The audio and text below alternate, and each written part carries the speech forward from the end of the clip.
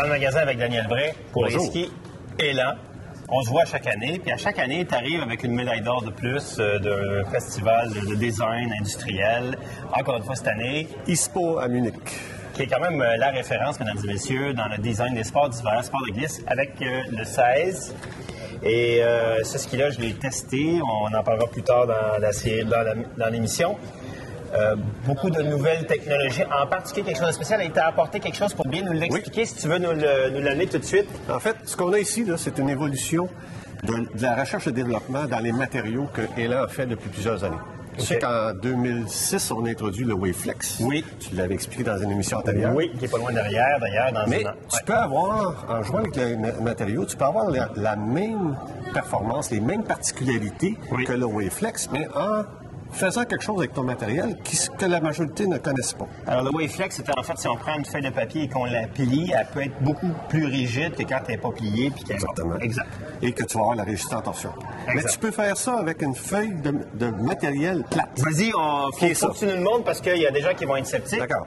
Donc, ce qu'on a trouvé, c'est qu'on a, en contraignant un matériel dans une forme convexe, on réussit à avoir de la rigidité en torsion. D'accord. Que normalement, on n'aurait pas si le matériel était plat. Je t'aide parce que là, tu manques de main. Et voilà la rigidité en torsion, qui n'est pas là quand tu relâches, qui est très molle. Mais après, il y a une question de vibration. Si tu fais vibrer, là, vas-y, là.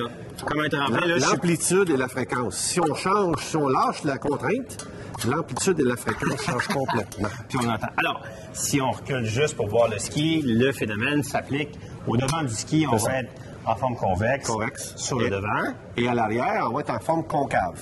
Il y a une raison bien particulière pourquoi c'est concave, c'est que le travail de la spatule, elle a son travail, elle, c'est l'accroche et l'initiation.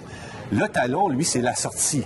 C'est la sortie de virage. Et donc, en arrière, on pourrait reprendre le même bisule puis aller le faire en forme concave, comme ça. Vas-y, fais-moi de la vibration.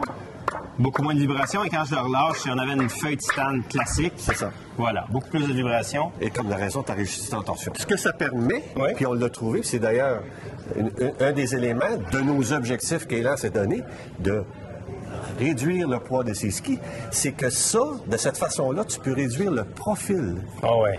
Donc, c'est sûr que ta masse descend. Il peut être plus mince, ta masse mince et plus léger. Donc, bon, si on regarde juste derrière nous, là, il y a quand même une certaine déclinaison. On a toujours dans l'amphibio, c'est-à-dire le gauche et le droit. Oui, toujours. On l'a déjà expliqué. C'est quand on rentre dans le virage, le ski extérieur, donc l'intérieur du ski est en cambrure et l'extérieur du ski intérieur, lui, est en rocker parce qu'il n'y a pas besoin de mode comme ça, puis on ne fait pas de faute de quart. Basculement rapide de l'appui vers la jambe intérieure. Alors ça, on va retrouver ça chez le 16 mètres de rayon, le 14 mètres de rayon. En fait, c'est pas des rayons, c'est des dénominations de modèles. Ah, d'accord. Okay. Donc, le 16, c'est le haut de la gamme avant la gamme course. OK. 73 au patin. Oui. Même profil ici, sauf qu'ici, tu as le double titanium. Oui. Ici, tu as mono titanium. D'accord. Même profil, un peu moins d'agressivité, un peu plus de maniabilité. Et dans les magnifiques skis qui sont à la même couleur que ma magnifique veste, c'est-à-dire le 84, un 84 au patin. Oui. Mais là, on le place sous par rapport au 16 et au 14. Il est plus large, donc il monte dans la gamme, plus tout-terrain. Oui. Il peut être acheté avec la fixe fusion intégrée qui permet la flexibilité, mais il peut être aussi acheté plat pour ceux qui veulent mettre des fixed touring ou qui veulent faire du télémarque. Télémarque et 84. Et la différence entre 84 TI, XTI et 84 TI? Carbone titanium? Oui. Titanium seulement. Bon. Donc, un ski qui est plus flexible, qui est un peu moins agressif pour les gens qui préfèrent... Celui qui est carbone. Non, celui qui est mono-TI. Celui qui a juste du titane. Fixation Porsche, design Porsche, fusionné au ski. Moi, je trouve ça vraiment percutant comme transfert d'énergie. Et un ski introduit en 2002, deuxième génération déjà. Oui, et des skis magnifiques. Hein. Moi, ça prend un peu de courage au niveau design de faire des skis tout noirs.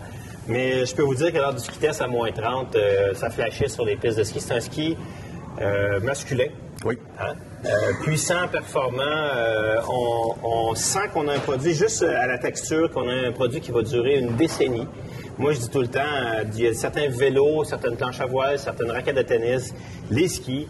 Il faut que ça dure 10 ans, puis on en profite pendant que le ski est encore bon pour aller en acheter une deuxième paire d'un autre profil plus large, plus étroit. Et pour avoir deux paires et jouer avec les skis à ce moment-là, selon les conditions. Et à ce moment-là, c'est le plaisir assuré à chaque sortie. La seule chose, c'est que si t'es une famille, ça prend une boîte sur le toit pour ramener toutes les paires de skis à chaque fois. Plaisir. Bien sûr.